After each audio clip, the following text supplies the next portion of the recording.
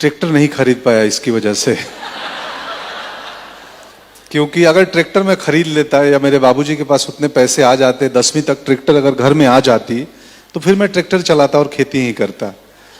तो कभी कभी जिंदगी में कोई चीज नहीं होती है तो उस वक्त मलाल होता है, लेकिन बाद में लगता है कि नहीं, अच्छा हुआ वो नहीं हुआ।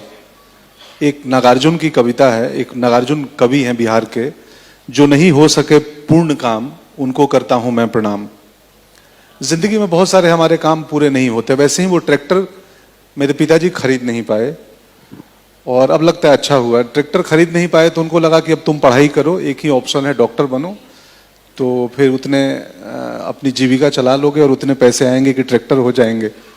और डॉक्टर बनने के लिए गांव से पटना निकला था और डॉक्टर का टर तो नहीं लग पाया, एक्टर का टर लग गया। लेकिन उस वक्त जब आपने डिसाइड कर लिया कि अब मैं अभिनेता बनूंगा, जब आपने डिसाइड कर लिया कि अब मैं नेशनल स्कूल ऑफ ड्रामा जाऊंगा, मैंने सुना आपने नीलेश मिश्रा के साथ एक शो किया, उसमें आपने कहा कि जिस दिन मैंने डिसाइड किया, तय किया कि मैं जाऊंगा स्कूल, उस दिन और जिस दिन मैं एक्चुअली एनएसडी गया उसमें 6 साल लग गए। 6 साल क्यों लगे? 6 साल इसलिए लगे कि मैं +2 पढ़ाई करके पढ़ाई छोड़ दिया था और मैंने होटल की एक ट्रेनिंग की थी IHM पटना से, और फिर पटना के एक होटल में नौकरी करने लग गया था। शेफ था, किचन में असिस्टेंट शेफ था। तो जब थिएटर करने लगा और लगा कि नहीं यार इसमें रसोई में मन नहीं लग रहा है, किचन के काम में। तो आप दिन में शेफ थे और इवनिंग्स में थिएटर? हाँ, दिन में ये, और कई बार मुझे डांट पड़ती थी तो मैंने नाइट ड्यूटी लगा ली थी। रात को 11 से सुबह 7 किचन क्लीन करवाता था। और एक योगेश करके लड़का था, अभी भी है उस होटल में, 20 साल हो गए, उसको अभी भी परमानेंट जॉब नहीं मिली है, वहाँ अभी भी टेम्पररी है। मैं अभी उस होटल में जाता हूँ तो योगेश से मिलता हूँ, मेरे कमरे में आता है या मैं किचन में जाता हूँ। तो +2 के बाद होटल में मन नहीं लग रहा था, फिर लगा यार अब एक्टिंग ही करनी है। ये HR जो मैनेजर थे बहुत डांटते थे कि तुम ड्यूटी में मिसिंग हो, तुम ठीक से काम नहीं करते हो। तो मुझे लगा ये छोड़ देता हूँ, एक्टिंग ही करनी है। तो पता चला कि ड्रामा स्कूल में जो बेसिक एजुकेशनल क्वालिफिकेशन है वो है ग्रेजुएशन, और मैं तो +2 के बाद छोड़ दिया था।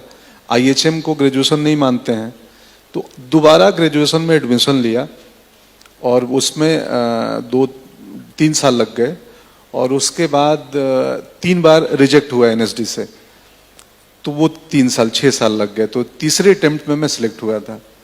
तो उस वक्त जब एक बार रिजेक्ट हुए, फिर दूसरी बार रिजेक्ट हुए, फिर तीसरी बार, ये तब पंकज हिम्मत कैसे रखी आपने कि नहीं एक दिन ये हो जाएगा? पता नहीं, मुझे भी ठीक से इसका आंसर पता नहीं था वो क्या वजह थी, रोक के रखी थी। बट आई थिंक हमारी अपब्रिंगिंग या मैं जहां से आता हूं ना, वो ट्रैक्टर का नहीं होना ना, वो जब जिंदगी में सुविधाएं ना हो, इंफ्रास्ट्रक्चर ना हो, तो हम जल्दी हारते नहीं है, परेशानी नहीं होती, हमें लगता है हो जाएगा। मुझे याद है मैं अपने घर से 7 किलोमीटर सुबह पैदल जाता था ट्रेन पकड़ने, पटना जाने के लिए। तो अब कोई बोले कि 7 किलोमीटर ट्रेन पकड़ने जाना है, हम सिर्फ सिद्धि विनायक जा सकते हैं 7 किलोमीटर, अगर थोड़े हिले हुए हों तो। मतलब हिले हुए का मत सेंस वो है कि थोड़े हम किसी परेशानी में हो, हम परेशानी में अमूमन भगवान को याद करते हैं।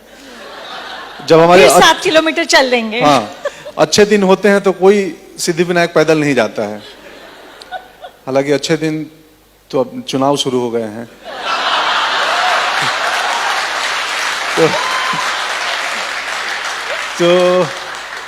तो जब जिंदगी ही परेशानी में हो तो फिर 7 किलोमीटर या 70 किलोमीटर पैदल चलने में समस्या नहीं होती है। तो शायद ये था कि मुझे पता था कि ऑप्शन तो कुछ है नहीं, और समहाउ एक स्ट्रॉन्ग डिटर्मिनेशन था अंदर कि यार, पता चला, मैं अखबार में पढ़ा, मतलब मैगजीन में, कि अनुपम खेर, नसीर साहब, ओमपुरी जैसे अभिनेता वहाँ से ट्रेंड होके आए हैं। तो लगा कि ये एक माध्यम है जो अभिनेता बना जा सकता है, यहाँ की ट्रेनिंग ज़रूरी है। तो बस टिका रहा और समहाउ एक यकीन था खुद में कि हो जाएगा, आज न कल हो जाएगा, कितना दिन लोग इनकार करेंगे। वो सेम यकीन बॉम्बे में भी था। मैं हर दफ्तर में स्ट्रगल करने जाता था तस्वीर देने, वो हार्ड कॉपी का ज़माना था, ईमेल आईडी नहीं आया था। तो मुझे लगता था तस्वीर नहीं देगा, दरवान दफ्तर में घुसने नहीं देगा, यू आर अंडर अरेस्ट तो नहीं करेगा ना, कि तुम इधर आए कैसे। तो आई थिंक वो कहीं से वो जज्बा थी या भरोसा था खुद पे, तो टिका रहा। उस वक्त जब सेकंड बार आपको रिजेक्ट किया, आपने अपने पेरेंट्स को बता दिया था कि मैं अभिनेता बनना वाला हूँ? हाँ, मैंने पिताजी को बताया था बनना चाहता हूँ। और वो सपोर्टिव थे? बिल्कुल बिल्कुल सपोर्टिव थे, बट उनको सिर्फ चिंता थी कि तुम्हारे आगे की जिंदगी कैसे चलेगी, अगर ड्रामा स्कूल कर भी लोगे तो फिर नौकरी लगेगी। तो मैंने उनको बोल दिया था हाँ मेरी सरकारी नौकरी लग जाएगी कि मैं अभिनेता का कोर्स करके सरकारी नौकरी करूंगा। सरकारी जॉब में, कि मैं ड्रामेटिक्स डिपार्टमेंट होते हैं ना, कि मैं वहां पे टीचर बन जाऊंगा। तो मेरे बाबूजी इसलिए ड्रामा स्कूल जाने दिए, यहाँ से निकलने के बाद घर में एक टीचर तय है कि ये कहीं किसी विश्वविद्यालय में ड्रामेटिक्स पढ़ा रहा होगा या किसी स्कूल में। पंकज, आपकी पहली फिल्म थी रन, जो 2004 में रिलीज हुई, लेकिन आपकी ब्रेक थ्रू फिल्म थी गैंग्स ऑफ वासीपुर, जो 2012 में आई। उन फिल्मों के बीच काफी साल थे जिनमें आप एक फिल्म में नजर आते थे। आई थिंक 2005 में अपहरण थी, 2006 में ओमकारा थी। उस वक्त अगेन आप स्ट्रगल कर रहे हैं, आप ऑफिसेज में अपनी फोटो लेके जा रहे हैं, तो ये यकीन कि अपना टाइम आएगा, ये कैसे रहा? अब क्या है ना, लोगों को बोलते हैं ना कि इसको उसने ब्रेक दिया, कि किसी एक एक्टर को कोई बड़ा प्रोड्यूसर ब्रेक देता है, मुझे सब ब्रेक देते थे। हाँ, ब्रेक इधर किधर। तो जिंदगी में इतने ब्रेक लग गए थे ना 10वीं क्लास से निकलने के बाद, कि आदत सी हो गई थी कि कुछ समस्या नहीं लगता था। हम दिन भर घूम के आते थे शाम को, और बहुत सारे दरवाजे ऑडिशन ऐड वाले लोग बैठे हैं, बाप रे बाप।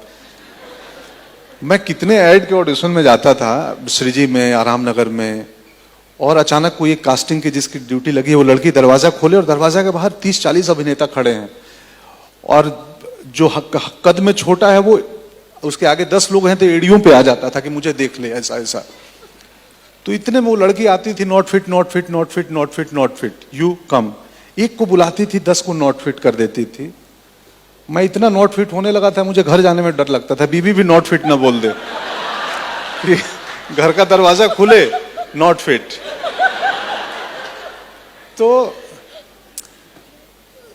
तो यही था कि वो, मैं बिहार से आता हूं, वहां सुविधाएं नहीं थी, सड़कें नहीं थी। मेरे गांव से पटना 150 किलोमीटर था, और मुझे याद है हम 8 से 10 घंटे बसों में जाते थे, गड्ढे में तैरते बैठते। तो 10 घंटे में 150 किलोमीटर की यात्रा आप कर लोगे ना, तो फिर जिंदगी में कोई समस्या नहीं रहेगी, फिर आपको सब आसान लगेगा कि नहीं नहीं सब ठीक तो है। और ये भी मान के आया था कि अगर नहीं देंगे सिनेमा वाले काम तो कुछ नहीं, अपना ईंट पत्थर उठा के मैं अपना पेट तो पाल लूंगा ना। 300 रुपये तो कहीं भी कमा सकता हूँ, 400 रुपये। बट समहाउ क्राफ्ट पे भरोसा था। पत्नी मेरी सपोर्टिव थी, वो नौकरी कर रही थी। तो ऐसी मेरी जिंदगी में कोई ऐसी शाम नहीं हुई है जिस शाम मैंने खाने में तकलीफ हुई हो या अंधेरे स्टेशन के बाहर सोना पड़ा हो, बिल्कुल ऐसा नहीं है। हम काफी जो मन किया जैसी जिंदगी चाहे। हाँ, कमरे छोटे थे, दिल बड़ा था। अब कमरे बड़े हो गए हैं और दिल का तो पता नहीं। तो यही था कि 2 साल में कैमरा एक दफे दिखता था कभी। तो उस एक दिन कोई शूट करने गए, कुछ भी एक आध सीन का रोल, या मैंने टीवी में बहुत सारे इंस्पेक्टर बना हूं, तो ऐसे हथकड़ी उठा के, वो भी बड़ा कमाल होता है, बोलते हैं यू आर अंडर अरेस्ट। मुझे समझ में नहीं आता हथकड़ी यहाँ क्यों उठाते हैं, मैंने किसी पुलिस वाले को नहीं देखा उठाते हुए। तो मुझे लगा कि किसी कोई फिल्म मेकर ने वो मिड शॉट लगाया होगा और पुलिस वाले को बोला हथकड़ी ऊपर ला, फ्रेम में ला। वो तब से ट्रेडिशन बन गया कि हर कोई यही लाएगा। तो बीच में तो ऐसा लगा था, मैंने अपने लिए पुलिस की वर्दी सिलवा ली थी कि मैं जाऊं बोलूं कि आपको मतलब कॉस्ट्यूम का बजट भी बच जाएगा, मेरे पास वर्दी है।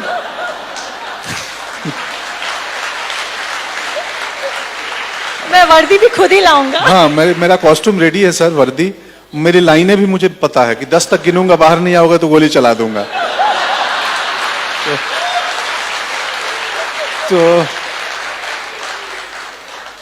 तो अब समझो ना कि जो आदमी एक्टिंग को लेके, रोल पाने को लेके इतना पैशन हो कि कॉस्ट्यूम सिलवा दे पुलिस वाले का, किसी ना किसी दिन किसी डायरेक्टर की नजर तो उस पर पड़ेगी कि यार इसको कुछ और दे दो। हाँ, ये तो वर्दी लेके घूम रहा है।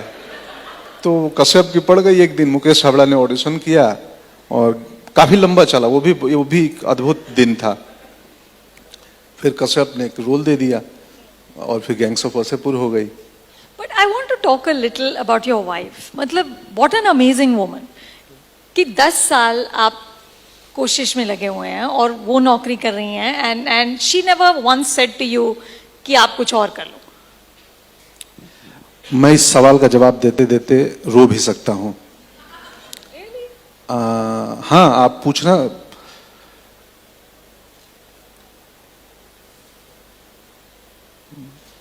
मैं बोल के और भावुक हो गया। बताता हूं, एक मिनट पानी पी लूं थोड़ा।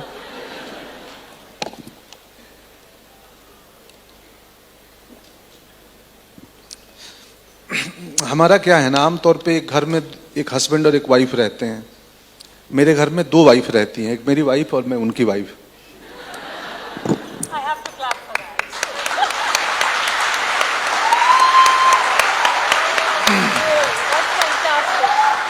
तो पता नहीं, शायद मेरी ईमानदारी देख के उनको भरोसा होगा, और मैं बहुत सिंसियर एक्टर हूं। मतलब मैं खाना भी बना रहा होता हूं, आपके इंटरव्यू में बोला भी था कि मेरे लिए कुकिंग भी एक्टिंग है। मेरे लिए, मेरे घर में अभी पेंटिंग और कुछ काम चल रहा था सिविल का, मेरे लिए दुनिया का हर काम एक्टिंग है। तो शायद वो कहीं से समहाउ सबसे करीब थी, वो देखती थी, तो उसको इस बात का एहसास होगा कि अगर इतना ईमानदार है ये बंदा और अपने क्राफ्ट पे इतना लगा हुआ है, तो कभी ना कभी अच्छे दिन तो आएंगे ही। मतलब वक्त बदलेगा, शायद यही रहा होगा। बाकी उनसे पूछना होगा, आपके नेक्स्ट कार्यक्रम में उनको लाऊंगा। तो उस वक्त उन 10 सालों में पंकज कभी भी हिम्मत कभी टूटी कि अब इसे छोड़ दो? नहीं मैम, कभी नहीं टूटी। कभी ऐसा नहीं लगा कि छोड़ दो इसे, क्योंकि मैं थोड़ा सा आध्यात्मिक किस्म का आदमी हूं। मैं सिर्फ जरूरतों पे फोकस्ड होता था कि मेरे नीड्स क्या हैं। मतलब मेरे को एक 6x3 का बिस्तर बन जाए, आप घर जितना बड़ा बना लो, लेकिन सोओगे एंड ऑफ द डे एक बिस्तर पे ही। तो मेरी जरूरतें बड़ी सीमित थी, और कुछ ऐसे गुरु मिले थे ना जिंदगी में, जिनके साथ पढ़ाए थे, जो मेरे टीचर्स थे, तो वो पता नहीं कौन सी बूटी खिला के भेजे थे कि चाहते नहीं थी। मैं कभी भी परेशान नहीं होता हूं कि बाबा ये नहीं हो रहा है जिंदगी में, ये चाहिए वो चाहिए। बेसिक बीबी बच्चे खुश हैं, मैं खुश हूं, 6x3 का बिस्तर है, बहुत है। तो ऐसी कोई बड़ी चाहत नहीं थी, बहुत छोटी छोटी चाहतें और थी। बॉलीवुड की चकाचौंध कभी उससे कोई इम्पैक्ट नहीं हुआ? नहीं नहीं नहीं नहीं, बिल्कुल नहीं हुआ, बिल्कुल नहीं हुआ। मुझे तो अभी भी हर नया बंदा जो मुझसे मिलता है, आजकल बहुत लोग मिलते हैं, कहानियां सुनाने आते हैं, मुझे हर आदमी मेरे से बहुत ज्यादा टैलेंटेड लगता है। तो मैं तुरंत विनम्र हो जाता हूं कि पता नहीं ये कौन सी कहानी और क्या दृष्टि लेके आए हैं। उस चक्कर में एक आध फिल्में भी कर ली, और सेट पे गया तो पता चला इनको कुछ मालूम नहीं है।